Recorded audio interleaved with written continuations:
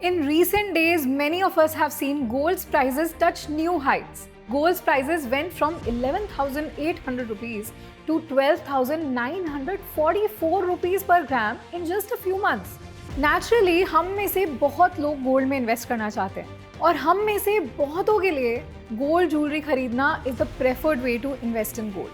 लेकिन क्या gold jewellery खरीदना really counts as investing in gold?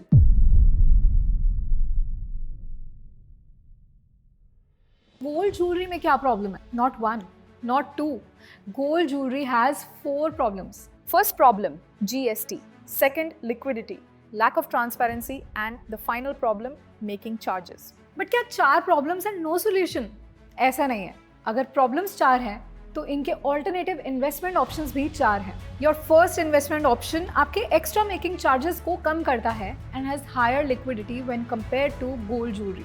We are talking about gold coins and bars. Gold coins और bars basically physical gold के forms होते हैं जो आपके पास रियल एसेट के रूप में रहते हैं. गोल्ड कॉइन्स और बार्स के मेकिंग चार्जेस गोल्ड ज्वेलरी से काफ़ी कम होते हैं, mostly around 3 to 4%. But even these incur the additional costs of GSTs which can't be recovered when you sell them back. As far as transparency is concerned, gold coins jewellery से ज़्यादा pure होते हैं क्योंकि ये investment के लिए 24 carat gold में बनते हैं. लेकिन गोल्ड कॉइन्स में फिजिकल स्टोरेज का अरेंजमेंट आपको खुद करना पड़ेगा. Bank lockers will charge extra. Home safe में थेफ्ट का थोड़ा रिस्क तो हमेशा ही रहता है. And the low making charges will still and up eating up a significant portion of your investments. अगर आपको फिजिकल स्टोरेज का टेंशन नहीं चाहिए और चाहते हैं कि लिक्विडिटी और भी बेहतर हो एंड मेकिंग चार्जेस भी ना देना पड़े, तो आपके पास एक और इन्वेस्टमेंट ऑप्शन है, digital gold. Digital gold gold का एक ऐसा फॉर्म है जिसमें आप फिजिकल गोल्ड के बिना गोल्ड में इन्वेस्ट करते हो. आप इससे एक्चुअली गोल्ड के ओनर बनते हो, लेकिन ये गोल्ड सिक्योर वॉल्ट या सर्टिफाइड सेलर के पास स्टोर होता है. आपका गोल्ड डिजिटली आपके अकाउंट में रिकॉर्ड होता है और आप छोटी या बड़ी क्वांटिटी में बाय और सेल कर सकते हो, बिल्कुल जैसे आप फिजिकल गोल्ड खरीद रहे हो. हालांकि डिजिटल गोल्ड में मेकिंग चार्जेस नहीं है, लेकिन स्प्रेड यानी कंपनीज की मार्जिन ज़रूर है और ये मार्जिन 4 to 6% तक भी हो सकती है.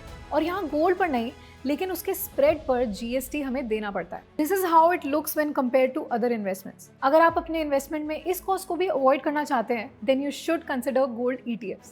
गोल्ड ETF यानी gold exchange traded fund basically एक म्यूचुअल फंड है जो फिजिकल गोल्ड में इन्वेस्ट करता है. आप इसमें यूनिट्स खरीदते हो.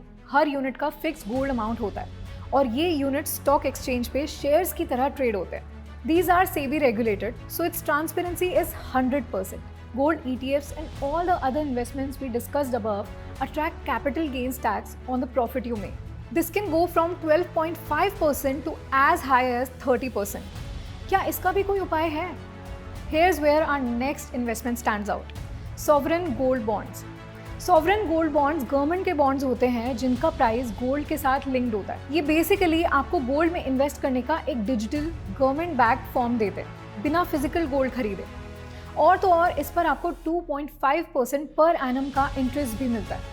Apart from zero making charges और additional charges, if you hold these bonds for 8 years, there is absolutely no capital gains tax, यानी कि सबसे ज़्यादा रिटर्न. तो फिर सब लोग ये बॉन्ड क्यों नहीं खरीदते? बिकॉज इसमें minimum lock in period is 5 years. So liquidity gets extremely low. But still, your chances for maximum returns on a long-term investment in gold are with these bonds. Profits from these bonds when compared to gold jewelry are more than double. Smart investing तब होता है जब आप emotions के साथ numbers और strategy को भी वैल्यू देते हो. गोल्ड सिर्फ ज्वेलरी नहीं है, ये आपकी वेल्थ का पावरफुल टूल भी हो सकता है. बस अप्रोच इन्फॉर्म्ड होनी चाहिए. तो नेक्स्ट टाइम जब आप गोल्ड खरीदो तो remember, gold doesn't just brighten your present, it can secure a shining future to.